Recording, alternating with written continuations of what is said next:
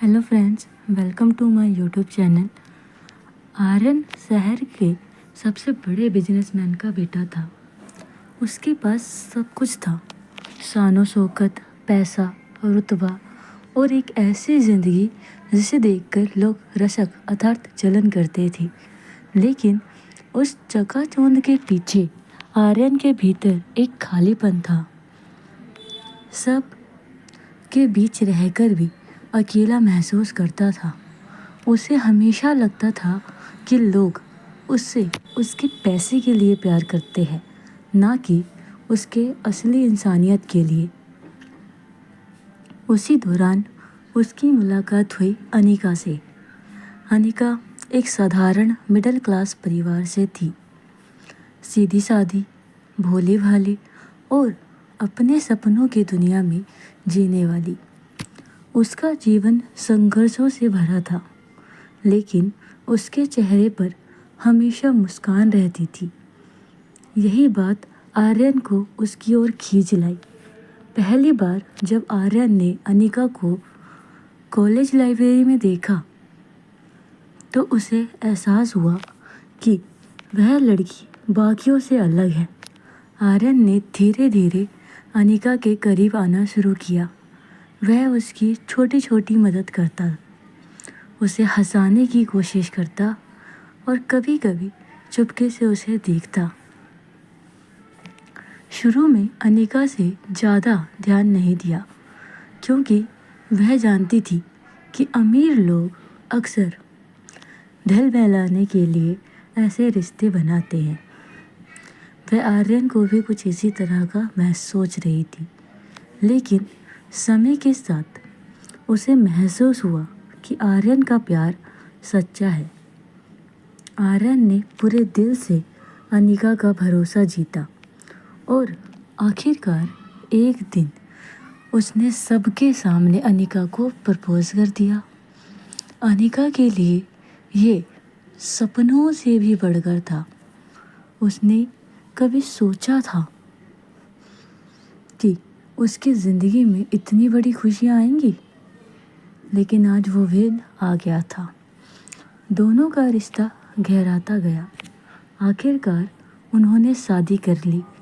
शादी धूमधाम से हुई। हर किसी की निगाहें उन पर टिकी थी,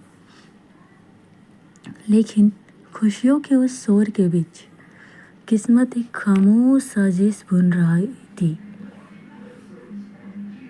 किस्मत एक खामोश साजिश बुन रही थी। शादी के अगले ही दिन अनिका की ज़िंदगी का सबसे बड़ा तूफान आया। सुबह जब वह उठी तो आर्यन उसके पास नहीं था। पूरे घर में तलाश करने के बाद उसे सिर्फ एक चिट्ठी मिली, जिसमें लिखा था, माफ़ करना अनिका, मैं ये रिश्ता नहीं निभा सकता, मुझे मत ढूंढना। वो पल अनिका के लिए मौत से भी बदतर था। उसका दिल टूट गया, उसकी दुनिया बिखर गई। वह समझ नहीं पा रही थी कि जिसने उसके लिए आसमां से तारे तोड़ने का वादा किया था, वह उसे इस तरह अकेले छोड़कर कैसे जा सकता है। समाज ने उसे ताने दिए, रिश्तेदारों ने उसे दोषी ठहराया, लेकिन अनिका ने हार नहीं मानी। उसने अपने आंसू छुपाकर अपने दर्द को ताकत बना लिया। उसने पढ़ाई पूरी की और वकालत के क्षेत्र में कदम रखा। धीरे धीरे वह एक सफल और आत्मनिर्भर वकील बन गई।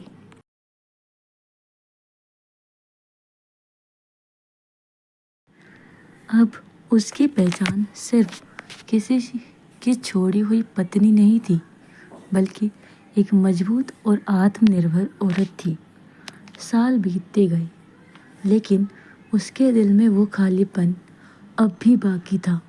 प्यार के नाम से उसका भरोसा उठ चुका था।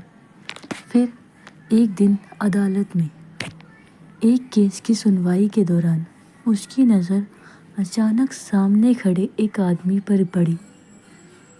वह आर्यन था। वही चेहरा, वही आंखें, लेकिन अब उनमें घमंड की जगह थकान और पछतावा था। आर्यन की आंखें नम थी।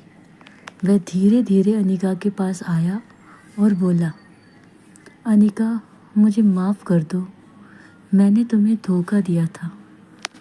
मुझे मजबूरी में छोड़ना पड़ा। मेरा परिवार हमारे शादी के खिलाफ था। अगर मैं तेरे साथ रहता तो मुझे सब कुछ खोना पड़ता। अनिका के मन में तूफान उठ खड़ा हुआ। क्या ये सच था या फिर एक नया धोखा? आर्यन ने आगे कहा, आज मेरे पास सब कुछ होते हुए भी कुछ नहीं है।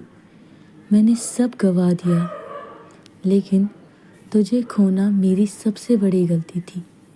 अगर तू चाहे तो मैं तेरे साथ नई ज़िंदगी शुरू करना चाहता हूँ। अनिका का दिल काँप उठा। वह चाहकर भी उसे अनसुना नहीं कर पा रही थी।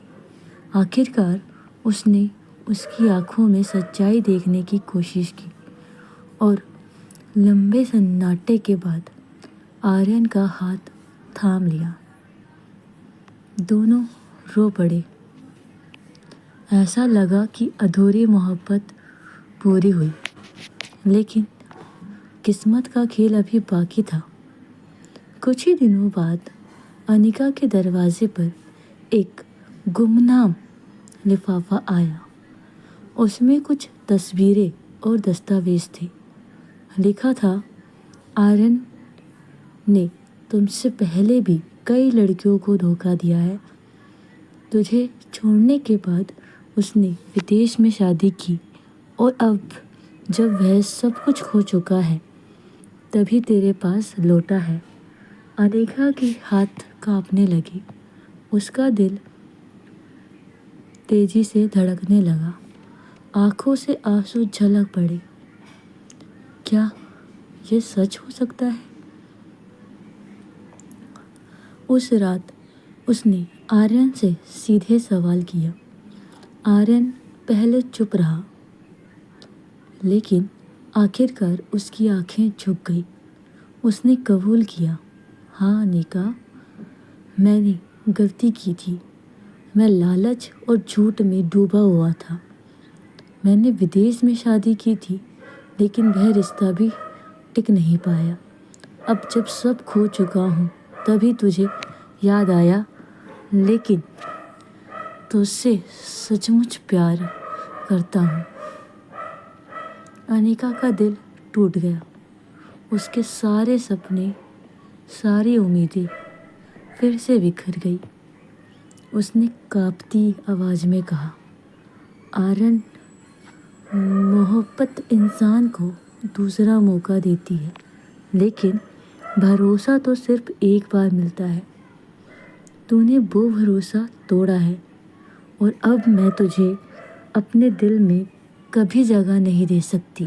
आर्यन फूट फूट कर रो पड़ा, लेकिन अनिका ने उसकी ओर आखिरी बार देखा और दृढ़ स्वर में कहा, अब मेरी मोहब्बत तेरे लिए नहीं है। मेरी मोहब्बत अब मेरे आत्मसम्मान के लिए है। उस दिन से अनिका ने अपने अतीत का दरवाज़ा हमेशा के लिए बंद कर दिया। आर्यन पछतावे के बोझ तले दब गया और अनिका ने अपने आत्मसम्मान और अपनी नई ज़िंदगी के साथ आगे बढ़ने का फैसला किया। आपको क्या लगता है कि अनिका ने जो किया वो सही था या उसे आर्यन को दोबारा एक मौका देना चाहिए था? अपना उत्तर कमेंट में लिखें। कहानी में अंत तक बने रहने के लिए धन्यवाद। यदि आपको ये कहानी अच्छी लगी हो तो इसे लाइक, शेयर एंड सब्सक्राइब करें। धन्यवाद।